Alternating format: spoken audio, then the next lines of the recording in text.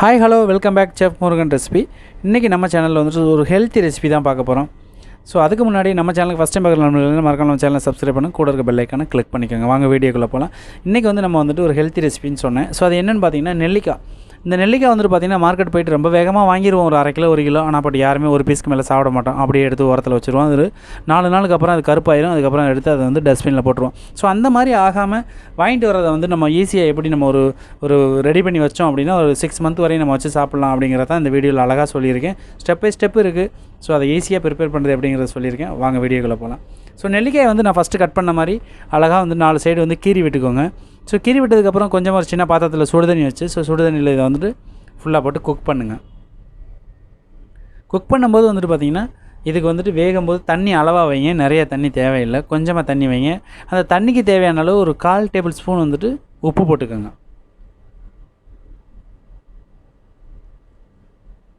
So இந்த மாதிரி இது அழகாக வெந்து எடுத்து நம்ம திரும்ப வந்து பார்த்திங்கன்னா இந்த தண்ணியை வந்துட்டு நம்ம வேஸ்ட் பண்ண தேவையில்லை. ஸோ இப்போ வெந்துருச்சு, நம்ம வடித்தாச்சு. இப்போ என்னென்னு கேட்டிங்கன்னா இந்த தண்ணியை வந்துட்டு நம்ம ஆற வச்சு அழகாக வந்துட்டு நம்ம ஒரு நேரம் டீக்கு பொதுவாக நம்ம குடிக்கலாம். ஸோ வெந்ததுக்கப்புறம் நம்ம என்ன பண்ணுறோன்னா கொஞ்சம் ஆற வச்சதுக்கப்புறம் இந்த மாதிரி வந்துட்டு எல்லாமே நம்ம ஃப்ளஷ் எல்லாம் பிச்சு தனித்தனியாக எடுத்து வைக்கணும். ஸோ இந்த மாதிரி எடுத்து வச்சுட்டு பார்த்திங்களா அழகாக வந்துருச்சு. பார்த்திங்களா, நீங்கள் வந்துட்டு பீஸா வேணும்னா கரெக்டாக பொறுமையாக பிச்சுக்கலாம். ஸோ நமக்கு வந்துட்டு நெல்லிக்காய் அது எப்படி பீஸாக இருந்தாலும் சரி, இல்லை வந்துட்டு பாதியாக இருந்தாலும் நம்ம சாப்பிட்லாம் அப்படின்னா ஸோ இந்த மாதிரி போடலாம், ஒன்றும் பிரச்சனை கிடையாது.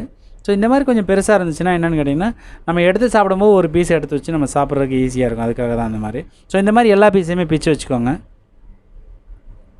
ஸோ இதுக்கப்புறம் நம்ம என்ன பண்ண போகிறோம் அப்படின்னு கேட்டிங்கன்னா நம்ம இதை வந்து ஒரு சின்ன பவுலுக்கு சேஞ்ச் பண்ணிக்கலாம். இது ரொம்ப ஹெல்த்தியானதுங்க. அதாவது என்னென்னு கேட்டிங்கன்னா நெல்லிக்காய் துவக்குதுன்னு சொல்லி நிறைய பேர் சாப்பிட மாட்டாங்க. ஸோ இந்த மாதிரி பண்ணி வச்சோம் அப்படின்னா ஸோ அவங்க வந்துட்டு ரெகுலராக இதை வந்து எடுத்து சாப்பிட ஆரம்பிப்பாங்க. ஸோ இப்போ வேக வச்ச நெல்லிக்காய்க்கு வந்துட்டு தேவையான அளவு நான் வந்துட்டு ஒரு 4 டேபிள் ஸ்பூன் சுகர் ஆட் பண்ணியிருக்கேன். சுகர் ஆட் பண்ணதுக்கப்புறம் வந்துட்டு ஃபுல்லாக இந்த மாதிரி மிக்ஸ் பண்ணுங்கள். ஸோ இந்த மாதிரி அழகாக மிக்ஸ் பண்ணுங்கள். அதில் உள்ள ஈரத்துக்கு வந்து எல்லாமே அது இழுக்கும்.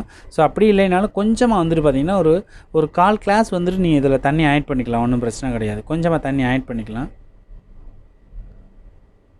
நான் அந்த கரண்டியில் வந்து கூட வந்துட்டு ஒரு 1/4 கரண்டி வந்து நம்ம ஊற்றணும்னு வச்சுக்கோங்களேன். என்னங்கன்னு கேட்டிங்கன்னா இந்த ஜீனி வந்து கரையிறதுக்காக மட்டும்தான் இந்த தண்ணி, மற்றபடிக்கு எந்த பர்பஸும் கிடையாது. ஸோ அதனால் வந்துட்டு தண்ணி எவ்வளோ கம்மியாக ஊற்றணுமோ ஊற்றிக்கோங்க, ஒன்றும் பிரச்சனை இல்லை. ஸோ ஊற்றுனதுக்கப்புறம் நல்லா மிக்ஸ் பண்ணுங்கள். ஸோ இந்த மாதிரி நல்லா கலந்துட்டு நீங்கள் வந்து என்ன பண்ணுறீங்கன்னா இதை வந்துட்டு ஒரு சின்ன ஒரு லெட் அந்த மாதிரி ஏதாவது ஒன்று இதுக்கு ஒரு மூடி எடுத்து போட்டு அழகாக மூடி வச்சுருங்க.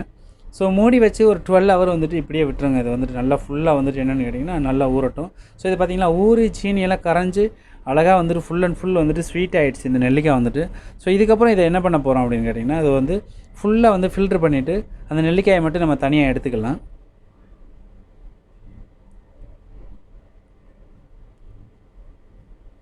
ஸோ இந்த மாதிரி தனியாக ஒரு பவுலில் வந்து அழகாக எல்லாத்தையுமே நம்ம பிரித்து எடுத்து வச்சுருவோம்.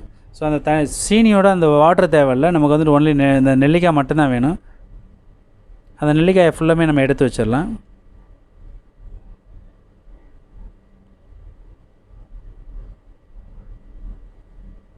ஸோ அதில் உள்ளது எல்லாமே இங்கே மாற்றியாச்சு.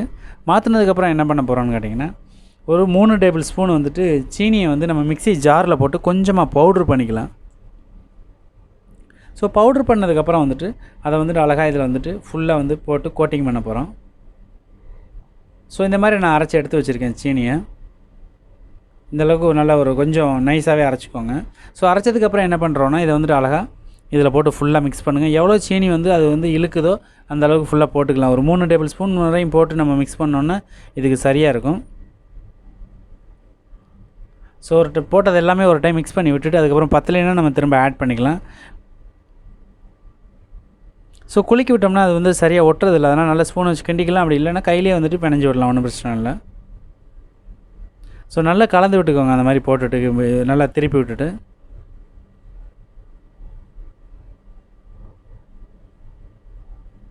ஸோ இந்த மாதிரி வந்துட்டு பார்த்திங்கன்னா ஃபுல்லாக வந்து கோட்டிங் ஆகணும். அந்த ஒரு பீஸ் பிரட்டணும் இல்லைங்களா, அந்த மாதிரி எல்லா பீஸுமே ஃபுல்லாக பிடிக்கணும். ஸோ இந்த மாதிரி ஃபுல்லு வந்து நல்லா மிக்ஸ் பண்ணிக்கோங்க. மிக்ஸ் பண்ணதுக்கப்புறம் வந்துட்டு ஒரு சின்ன வந்துட்டு ஒரு ரவுண்ட் பிளேட் எடுத்து இந்த மாதிரி ஃபுல்லாக பிடிக்கிற அளவுக்கு நல்லா மிக்ஸ் பண்ணிக்கோங்க.